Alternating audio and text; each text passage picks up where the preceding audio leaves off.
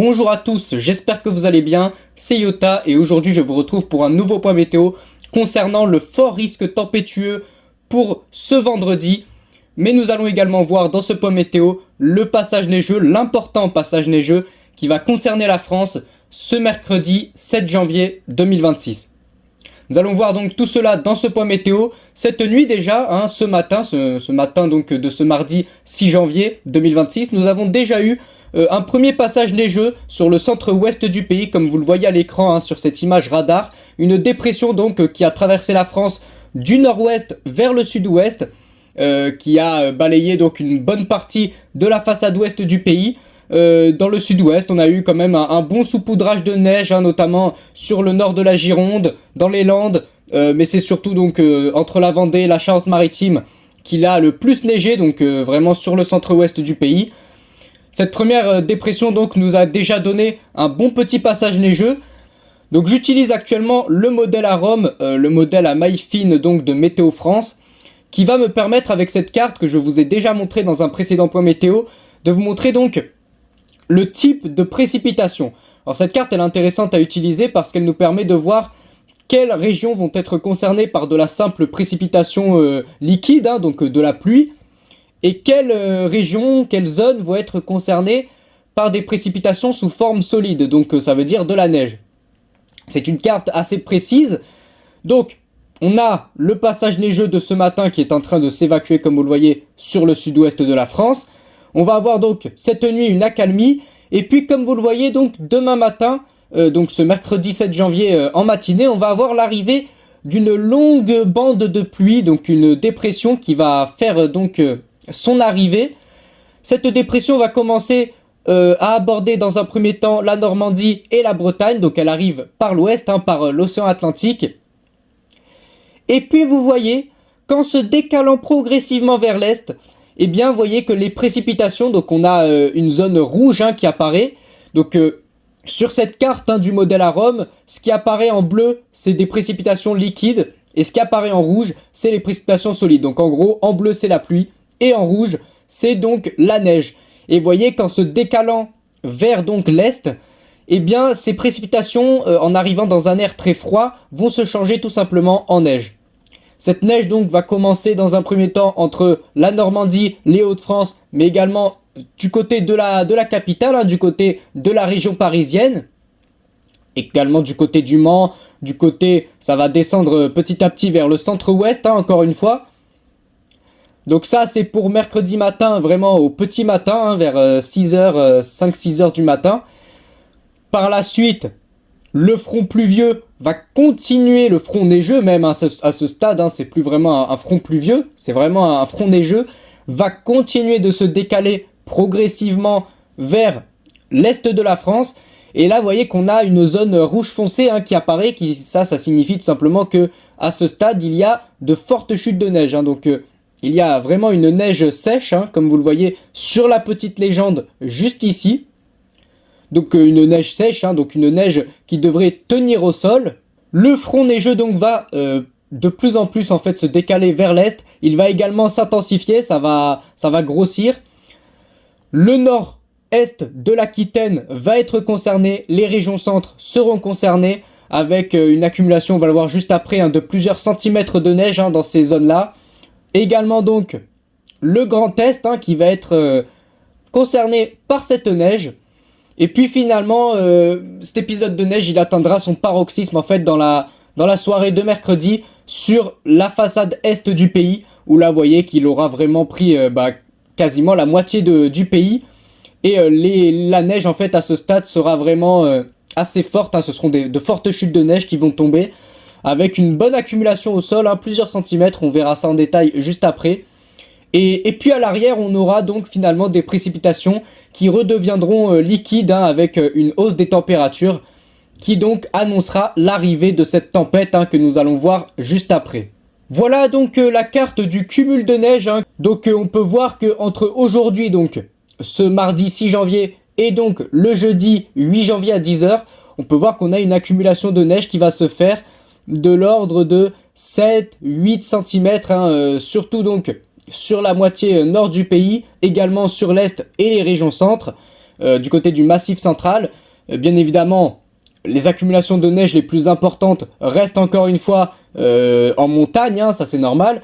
Mais on peut voir quand même que, vous voyez par exemple, du côté d'Amiens, du côté de Lille, également du côté de Belfort, hein, il y a certaines villes comme ça où il pourrait vraiment beaucoup neiger, hein, et on pourrait atteindre finalement, on pourrait dépasser en tout cas au sol, hein, en plaine, au sol en plaine, hein, je le précise.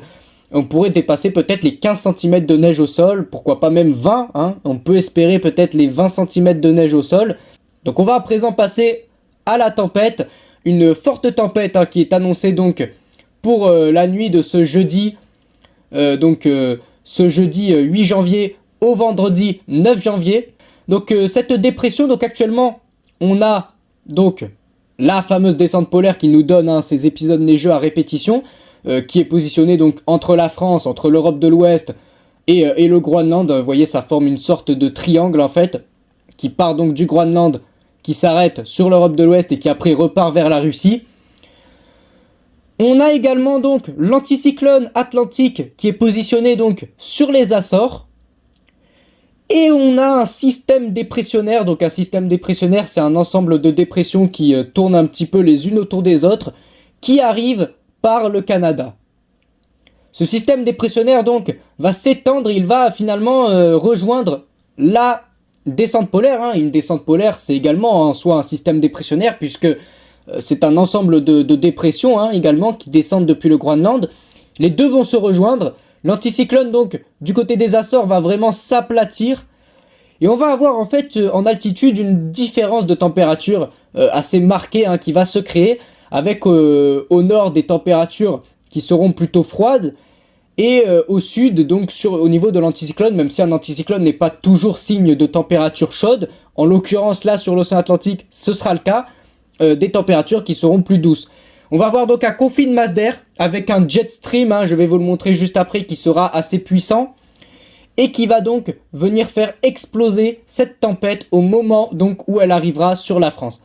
Donc on voit vraiment la dépression qui commence à se former sur le golfe de Gascogne, qui remonte après vers la Manche, une chute de pression qui va être vraiment importante, hein. On va passer donc de 1000 hectopascales à grosso modo 970 hectopascales en moins de 24 heures, ça pourrait se faire ça. Le cœur de cette dépression arrive donc sur la Manche, les rafales de vent les plus puissantes donc frappent le nord du pays, et finalement la dépression traverse la France d'ouest en est, et apportant donc de fortes précipitations, de fortes rafales de vent, des rafales de vent, on va le voir, qui pourraient dépasser les 160 à 170 km/h sur les côtes, notamment de la Normandie. Une tempête qui peut nous faire penser un petit peu à la tempête Ciaran, hein, il y a 2 ans de cela, qui avait eu une trajectoire et qui avait été un petit peu similaire. Par la suite, donc cette dépression va finalement mourir, hein, sur l'Allemagne, elle va donc exploser sur la France, et puis finalement très rapidement elle va se stabiliser sur l'Allemagne et disparaître. Et puis après, ce qui devrait être prévu au niveau de la synoptique, c'est un temps qui restera agité, avec toujours un potentiel tempétueux, des systèmes dépressionnaires pardon, qui vont s'enchaîner. Donc on a une météo vraiment très agitée, hein, après une longue période de calme, hein, pour ce début janvier. Concernant donc les rafales de vent, c'est ce qui est vraiment intéressant à voir. Donc cette tempête, on la voit arriver donc pour jeudi soir. Elle aborde dans un premier temps donc avec des rafales qui, comme vous le voyez, soufflent autour des 120 à 130 km/h sur les côtes. Donc ça commence d'abord jeudi 17h sur la Bretagne, avec des rafales dans les terres qui dépassent déjà les 100 km/h sur les côtes, donc 120 à 130 km/h. On va voir, hein, juste après avec la carte du jet stream, hein, le courant de jet. On va voir, hein, avec cette carte que la position en fait du courant de jet va renforcer une partie de la tempête qu'on voit juste ici. Donc vous le voyez, on va voir une partie de la tempête au moment où elle va vraiment se creuser, qui va être beaucoup plus puissante. Et donc là vous voyez que jeudi soir à 20h, on a quand même une forte tempête, hein, effectivement, qui concerne la France, avec, comme vous le voyez, 2 zones, hein, avec vraiment des rafales très puissantes. Une première sur le centre-ouest, avec des rafales qui dépassent les 100 à 110 km/h dans les terres, du côté de la Vendée. Et une partie encore plus puissante, hein, de cette tempête qui concerne la Bretagne, où là par contre, vous voyez, hein, la carte est violette. On pourrait avoir des rafales selon la légende, hein. Donc c'est le modèle arpège qui prévoit cela, mais tous les modèles météo en fait le prévoient. Cette tempête devrait pas tarder d'ailleurs à être nommée par Météo France. On dépasse les 140 à 150 km/h sur les côtes bretonnes. La tempête continuera donc dans la nuit de s'intensifier, et c'est pour ça qu'on peut comparer cette tempête à la tempête Ciaran d'il y a 2 ans qui avait fait des victimes, qui avait été une terrible tempête sur la France, puisque c'est vraiment la même trajectoire. Le cœur tempétueux va vraiment frapper la Manche avec là, comme vous le voyez, des rafales qui pourraient atteindre les 160 à localement 170 km/h. On a également sur les régions centre des rafales, comme vous le voyez, à 100 km/h. Pareil du côté de la région parisienne, les rafales approchent les 100 km/h dans les terres. Donc c'est une tempête quand même assez notable, qui est en train de se profiler pour la fin de semaine. Pour la matinée donc de vendredi, disons que globalement sur le territoire ça va quand même, excusez-moi, bien se calmer. En revanche donc maintenant ce sera sur les Hauts-de-France et la Normandie, et puis une partie donc du nord-est du pays, que les rafales vont vraiment souffler assez fort. Du côté d'Amiens, les 100 à 110 km/h pourraient être atteints. Et puis finalement, en arrivant en Allemagne, cette tempête va assez rapidement en fait s'affaiblir, comme vous le voyez, elle disparaît complètement dès qu'elle arrive sur l'Allemagne. Et donc ajouter à cela bien évidemment des averses orageuses, des lignes de grains. Je vais vous montrer la carte donc des rafales, mais donc cette fois-ci les rafales maximum qui seront atteintes tout au long de la semaine. Et vous voyez effectivement qu'on a surtout donc le nord de la France qui est frappé par des rafales très puissantes. Également donc en fait c'est toute la moitié nord là globalement. On a quand même des rafales beaucoup plus fortes proches des côtes, mais ça c'est normal. Mais même dans les terres, on dépasse les 100 km/h par endroit, comme vous le voyez ici. Et puis finalement, c'est surtout en fait le sud-ouest qui va s'en sortir de cette tempête. Le sud-ouest, mis à part donc proche des côtes, mais donc le sud-ouest et bien évidemment le sud-est, mais le sud-est c'est normal, il y a des montagnes, ça empêche donc le vent de pénétrer. Et finalement, vous voyez que ça s'annonce quand même assez puissant cette tempête. Concernant donc le fameux jet stream, donc le jet stream, c'est le courant c'est un courant en fait de vent très puissant qui souffle donc à 300 hectopascales, et c'est le vent en fait qui pousse les dépressions et qui propulse les dépressions vers l'Europe. C'est ce vent qui est à l'origine des tempêtes.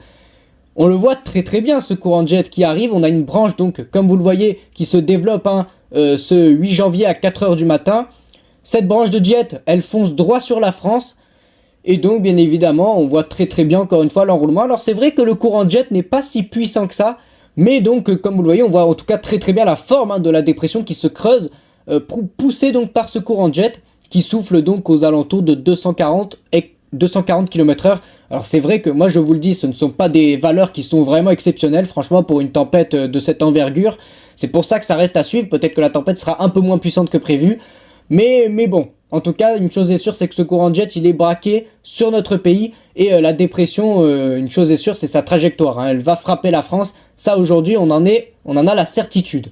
Voilà, donc pour terminer ce point météo, je peux vous montrer, grâce au modèle ECMWF, un petit peu les précipitations, l'accumulation de la pluie.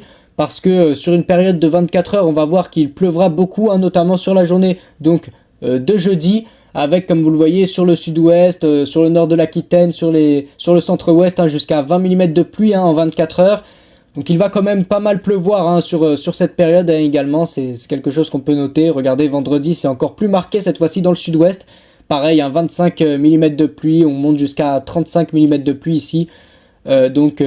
Sur le sud-ouest, du côté de Mont-de-Marsan. Donc voilà. En tout cas, j'espère vous avoir bien expliqué ce point météo. J'ai essayé d'être le plus clair et net et précis possible, tout en faisant pas trop long non plus. En tout cas, si ce point météo vous a plu, n'hésitez pas à vous abonner à la chaîne, bien évidemment, ça me ferait extrêmement plaisir. Et donc, n'hésitez pas à liker cette vidéo. Et moi, sur ce, je vous souhaite une agréable fin de journée.